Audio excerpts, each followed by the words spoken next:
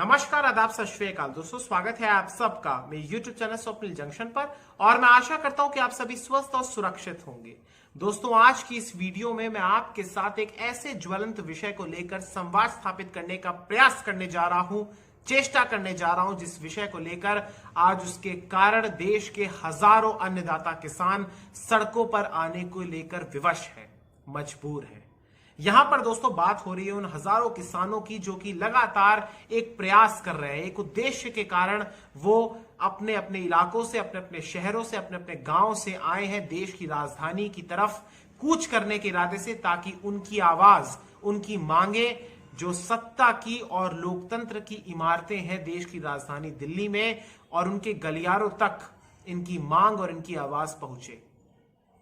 यहां पर मैं दोस्तों एक बात का जिक्र और करना चाहूंगा कि लगातार किसानों का जो आगमन हो रहा है दिल्ली के मुहाने तक, ये तमाम किसान आ चुके हैं और अव्वल तो ये होना चाहिए कि किसानों का स्वागत किया जाना चाहिए था, किसानों की बातों को सुनना चाहिए था। सत्ता पक्ष का ये सर्वोच्च कर्तव्य था कि वो सबसे पहले किसानों के हितों को सर्वोपरि रखकर, किसान जो कि कितने सैकड़ों किलोमीटर का सफर तय करके देश की राजधानी दिल्ली पहुंचे हैं, अलग अलग राज्यों से, चाहे वो पंजाब हो, हरियाणा हो, राजस्थान हो या फिर उत्तर प्रदेश हो, इन किसानों का स्वागत किया जाना चाहिए था, इनको संबोधित किया जाना चाहिए था, इनकी समस्याओं का समाधान निकाला जाना चाहिए था, लेकिन हुआ इसके पूरा विपरीत।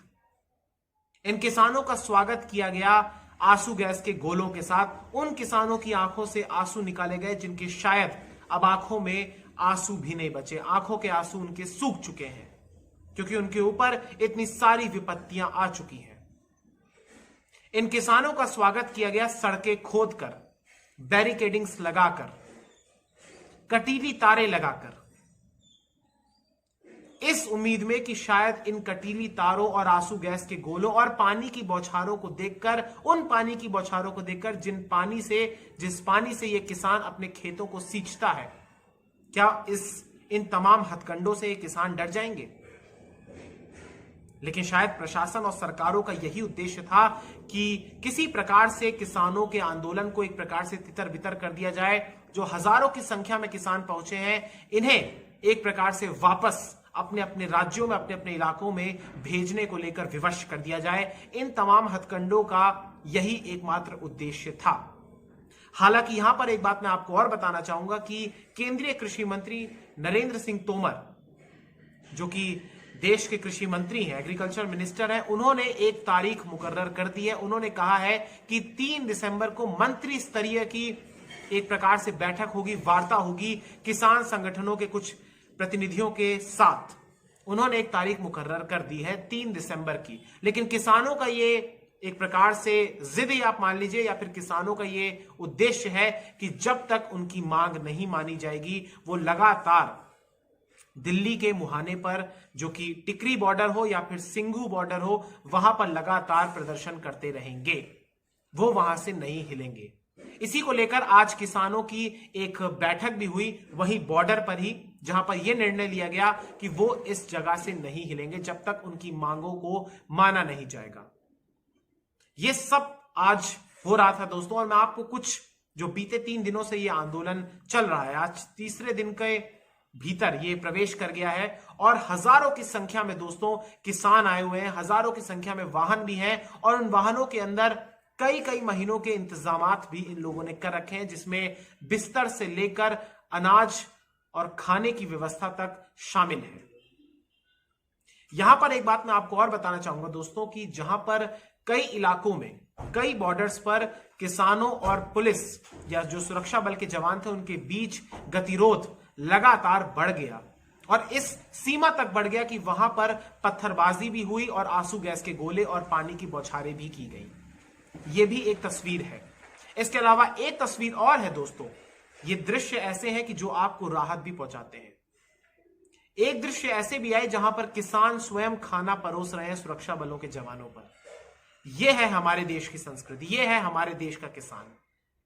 तो ये भी कुछ ऐसे दृश्य हैं जिसके बाद वाकई में राहत होती है, लेकिन एक बात का क्रोध भी आता है कि हमारे देश के किसान, जो कि इस देश के प्रत्येक नागरिक का पेट भरते हैं, जो अन्न को उपजाते हैं, आज उनके साथ इस प्रकार का दुर्व्यवहार किया जा रहा है उन सत्ता पक्ष के लोगों के द्वारा, जो अगर कोई कानून लेकर आए हैं तो उसे अच्छे तरीके से संबोधित नहीं कर पा रहे हैं, उसे अच्छे तरीके से उसका इंटरप्रिटेशन नहीं कर पा रहे हैं।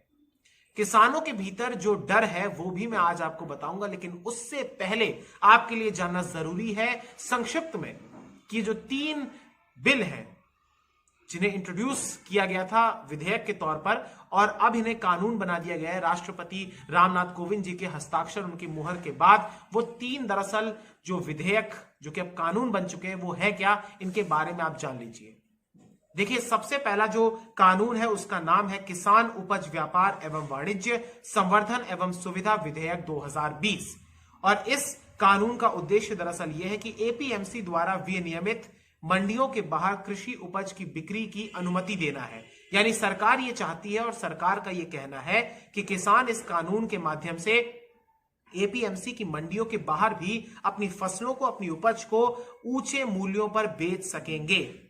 और यहां पर एक बात और किसानों के सामने सरकार ये दलील दे रही है कि वो इस कानून के माध्यम से जब अपने उपज को बेच सकेंगे तो इससे उन्हें निजी खरीदारों के द्वारा बेहतर दाम भी प्राप्त हो सकेगा। तो ये दलील है किसानों के सामने सरकार की और ये था पहला कानून। लेकिन आपको मैं एक बात और बताना चाहूंगा दोस्तों कि यहां पर किसानों के भीतर इस बात का खौफ है कि हो सकता है उनकी एमएसपी जो उनको मिलती है, सरकार जो निर्धारित करती है विभिन्न फसलों पर, हो सकता है वो उन्हें ना मिले। इस पर मैं आगे भी और चर्चा करूंगा। इसके अलावा दोस्तों आपके लिए जानना जरूरी है कि आखिर दूसरा कानून क्या है। इस कानून के बारे में भी आप ये बात जान लीजिए। इस कानून का नाम है किसान सशक्तिकरण एवं संरक्षण मूल्य आश्वासन अनुबंध एवं कृषि सेवाएं विधेयक। और इस कानून का उद्देश्य दरअसल यह है कि कॉन्ट्रैक्ट फार्मिंग यानी अनुबंधित खेती की अनुमति देना।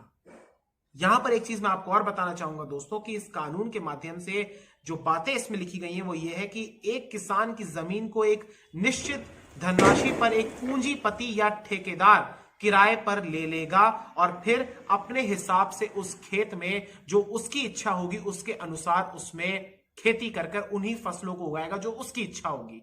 तो ये जो बात है इस कानून के अंदर ये कही गई है।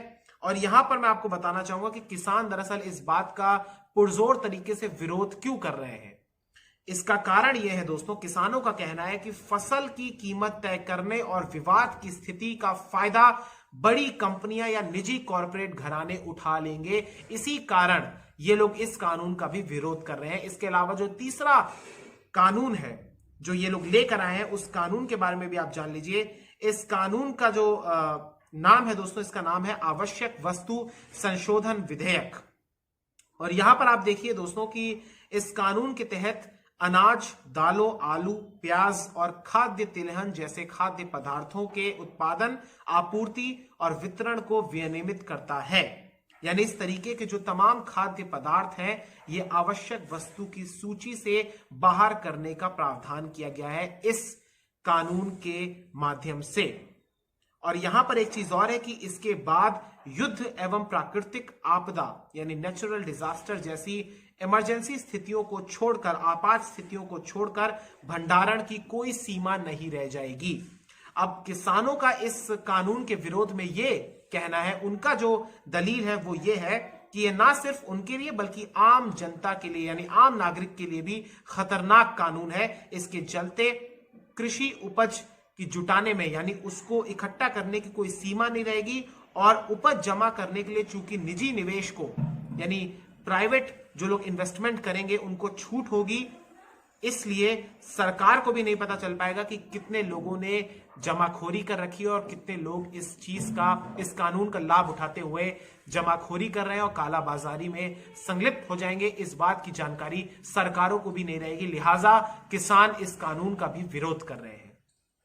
तो दोस्तों प्रमुख तौर पर ये 3 जो कानून है इनके बारे में मैंने आपको बता दिया। अब इसके बाद आपके लिए जानना यह भी जरूरी है कि आखिर किसानों के, मैंने आपको कुछ विरोध भी बता दिए इन कानूनों को लेकर, लेकिन किसानों की मांग क्या है। किसानों की मांग दरअसल ये लोग जो जुटे हुए हैं और ये जुटे हुए हैं तो लंबे समय के लिए जुटे हुए हैं। आप सोचिए कितनी समस्याओं का उनको भी सामना करना पड़ रहा है और आम नागरिकों को भी सामना करना पड़ रहा होगा जिनका शायद इससे कोई लेना देना नहीं है। लेकिन यहां पर हमें यह नहीं देखना है कि एक के कारण कौन समस्या का सामना करना पड़ा, बल्कि यहां पर हमको देखना है कि किसान जो कि आज अपना घर बार छोड़कर, अपने कृषि, अपने खेतों को छोड़कर आज अगर आंदोलन कर रहा है, तो आखिर उसकी चीजों को, उसकी समस्याओं को एड्रेस क्यों नहीं किया जा रहा है। यहां पर आप देखिए कि कुछ दृश्य ऐसे भी आए कि आज दिल्ली के जो इन लोगों को अनुमति दे दी गई है। दरअसल ये भी आपके लिए जानना जरूरी है कि दिल्ली के जो बुराड़ी निरंकारी ग्राउंड है, वहां पर प्रदर्शनकारियों को, इन किसानों को इस बात की अनुमति दी गई है कि आप वहां पर जाइए और वहां पर प्रदर्शन कीजिए। लेकिन किसानों में बहुत छोटा सा जो जत्था है वही अभी तक वहां पर पहुंचा है जब मैं ये वीडियो रिकॉर्ड कर रहा हूं। हालांकि बहुत सारे, हजारों की संख्या में अभी भी किसान लगातार टिकरी बॉर्डर पर और सिंघू बॉर्डर पर तैनात है। वहां पर वो लगातार अभी प्रदर्शन कर रहे हैं। उनके सामने सुरक्षा बल भी भारी संख्या में तैनात है और पुलिस भी दल बल के साथ मौजूद तो है, लेकिन वो लगातार अपील भी कर रही है कि आप लोग जाइए, आप लोग, मतलब पुलिस का जो उद्देश्य है वो ये है कि वो किसी तरीके से इस पूरे विषय को रिजॉल्व किया जा सके। अब यहां पर दोस्तों मैं आपको इन तमाम घटनाक्रम से मैंने आपको बताया, लेकिन अब आपके लिए जानना जरूरी है कि किसानों की मांग क्या है। किसानों की सबसे पहली मांग दोस्तों यह है कि इन काले कानूनों को वापस लिया जाए, क्योंकि किसान लगातार ये बात कह रहे हैं कि ये जो कानून है दरअसल ये काले कानून है, उनके नुकसान के लिए है, उनको कोई फायदा नहीं होगा, इस कारण इन कानूनों को वापस लिया जाए। इसके अलावा आपके लिए जानना यह भी जरूरी है कि किसानों की एक और मांग है, वो ये है, किसान दोस्तों लगातार विरोध कर रहे हैं, वो कहना चाह रहे हैं कि इन तीनों कृषि कानूनों के कारण निजीकरण यानी प्राइवेटाइजेशन को लाभ मिलेगा, इसलिए इन कानूनों को वापस लिया जाए। ये मैंने आपको पहली मांग बता दी। इसके बाद जो बात यह है कि विधेयक के माध्यम से किसानों को लिखित में इस बात का आश्वासन दिया जाए, उन्हें आश्वस्त किया जाए कि एमएसपी और मंडियां खत्म नहीं होंगी। यानी एमएसपी यानी मिनिमम सपोर्ट प्राइस, न्यूनतम समर्थन मूल्य, जो कि फसलों के तौर पर सरकार ही निर्धारित करती है अलग अलग फसलों का, वो खत्म नहीं होगी। और मंडियां जो कि एपीएमसी की हैं, राज्यों के भीतर विधानसभा द्वारा जो कि गठित की जाती है, उनको भी खत्म नहीं किया जाएगा किसी भी सूरत में, किसी भी परिस्थिति में। इस बात की लिखित में वो लोग आश्वासन दें, ये मांग है किसानों की। इसके अलावा आपके लिए जानना ये भी जरूरी है कि उनकी मांग एक ये भी है दोस्तों कि दरअसल जो किसान बिजली बिल 2020 आया है, जिसको संशोधित किया गया है, जो कि ओरिजिनली जो कि 2003 में इंट्रोड्यूस किया गया था केंद्र सरकार के द्वारा, लेकिन अब इसका संशोधन किया गया है बिजली संशोधित बिल 2020 के नाम पर, इसका भी विरोध ये लोग कर रहे हैं। इनका आरोप है कि इस बिल के जरिए, इस बिल के माध्यम से बिजली वितरण प्रणाली का भी प्राइवेटाइजेशन किया जा रहा है, लिहाजा इस बिल के द्वारा किसानों को लाभ नहीं होगा और इस बिल के माध्यम से जो सब्सिडी या फिर फ्री बिजली सप्लाई की सुविधा जो किसानों को मिलती थी वो भी खत्म हो सकती है, समाप्त हो सकती है। लिहाजा इस बिल को भी ये लोग वापस करने की मांग कर रहे हैं। इसके अलावा एक और मांग इनके पास ये है कि खेती के अवशेष जलाने पर, जो कि पराली है, पराली जलाने को लेकर किसानों के जो अभी कानून एक आया कि 5 साल की जेल और 1 करोड़ रुपए तक का जुर्माना हो सकता है, इस कानून को भी वापस लिया जाए। तो ये कुछ बातें हैं जो कि किसानों की मांग है, प्रदर्शनकारियों किसानों की मांग है, और इनको लेकर जल्द से जल्द एड्रेस किया जाना चाहिए सरकार के द्वारा। तो दोस्तों ये मैंने आपको मांग भी बता दिया, आपको जो तमाम कृषि कानून है उनके बारे में भी मैंने आपको बता दिया। और देखिए, देश के भीतर इस समय तनावपूर्ण माहौल है।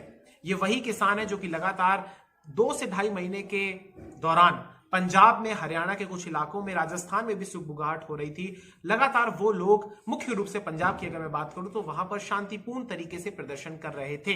लेकिन अब स्थिति नाजुक इसलिए हुई क्योंकि उनके शांतिपूर्ण प्रदर्शन करने के बाद भी सरकार ने उनको एड्रेस नहीं किया, उनके जो आशंकाएं हैं उनको एड्रेस नहीं किया, उनको जो डाउट्स है उनको एड्रेस नहीं किया।